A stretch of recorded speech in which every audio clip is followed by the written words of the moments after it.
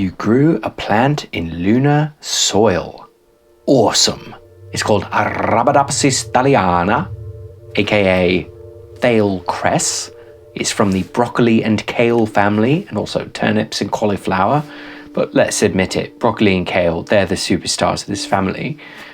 Arabidopsis thaliana, Thale cress is an edible plant. It's not very good though.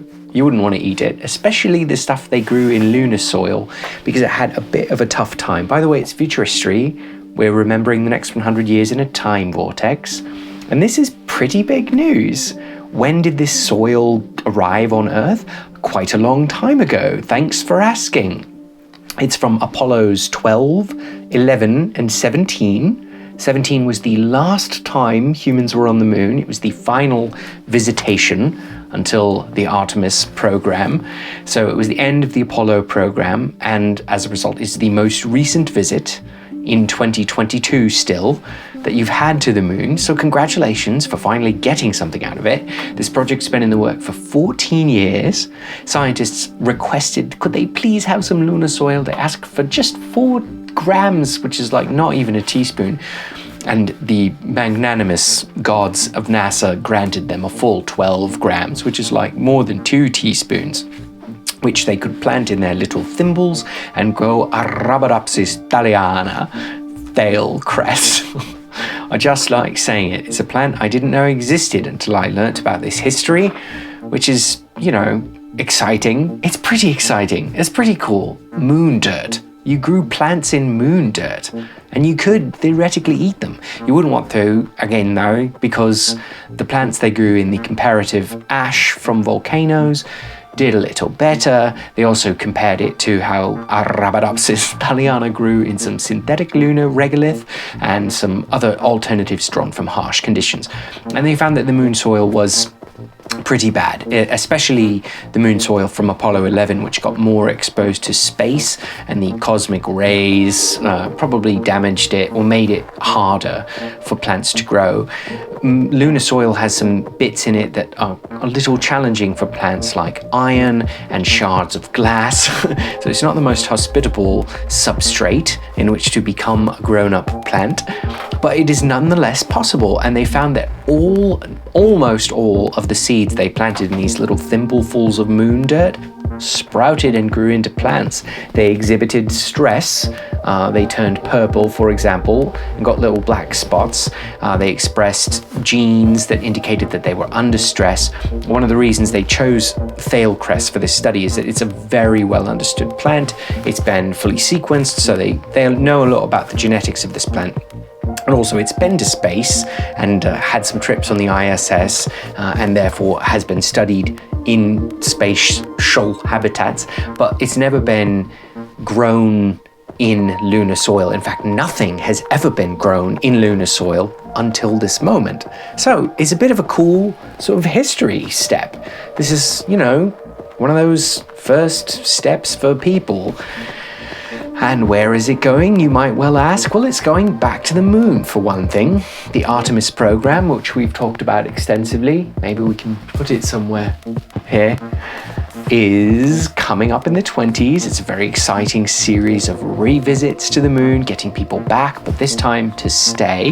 They're going to build a little bit of a base on the lunar South Pole, and in that base, they're going to have little greenhousey sections where they do stuff like grow Thale cress in lunar regolith. And of course, now they know more about it, their next questions are going to be like, what do you have to add to the lunar regolith to make it easier for Arabidopsis thaliana and other plants to grow? What, if anything, could you do to modify the genes of the plant? What other plants might do better? What are the sort of water conditions and heat conditions and light conditions that might help or hinder the growth? And in the late 20s, this is just still very sciencey. In the 30s, it's still like precious racks of little plants, but it's starting to expand a little bit. China and America and, Europe through America have bases on the moon. There's sort of a divided politics to moon bases in the 2030s. But in the 2040s, when corporations get involved, it starts to be a little more diverse. You've got lots of different habitations popping up in the 2050s that intensifies. Now you're getting big brand names and like sort of farm to table, I don't know, door to bed service from big brands for space tourism, which has become a little more affordable. It's not still, and everyone can do it, but there are lots of study programs and educational scholarships for visitations to the moon and trips to grow Thale cress and lots of other foods at that point. 60s, 70s, expanding more, like really big structures now, and now there's like thousands of people on the moon at this point, so you're growing lots of food.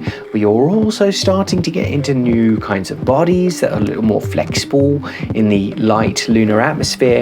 Scan forward all the way to the 2120s when I'm from. What is it like on the moon? Are there plants outside?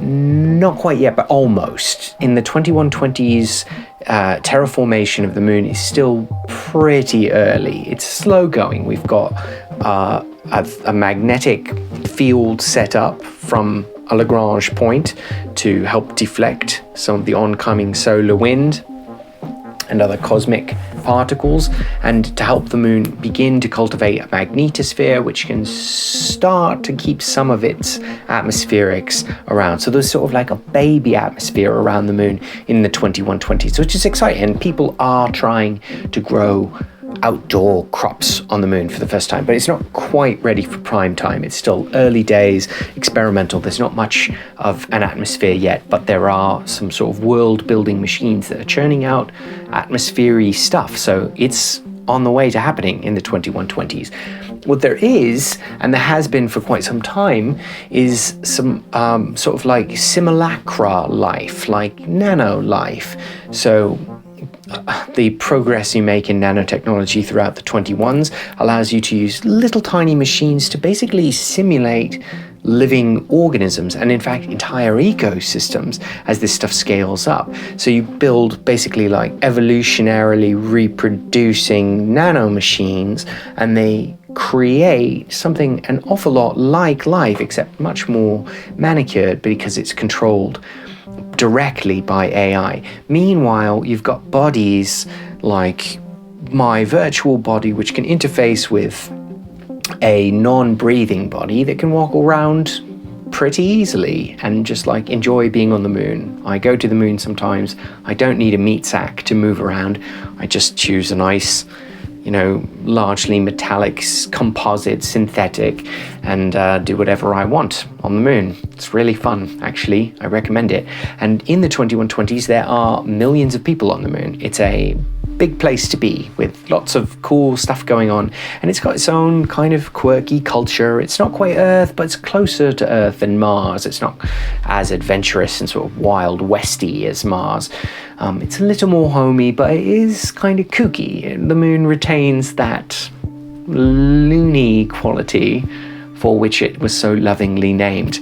We've strayed quite far afield from Thale cress, but this is the kind of plant that grows from a simple seed, like the historic innovation of growing crops in lunar soil. Congratulations! Meet me up there. Future bye!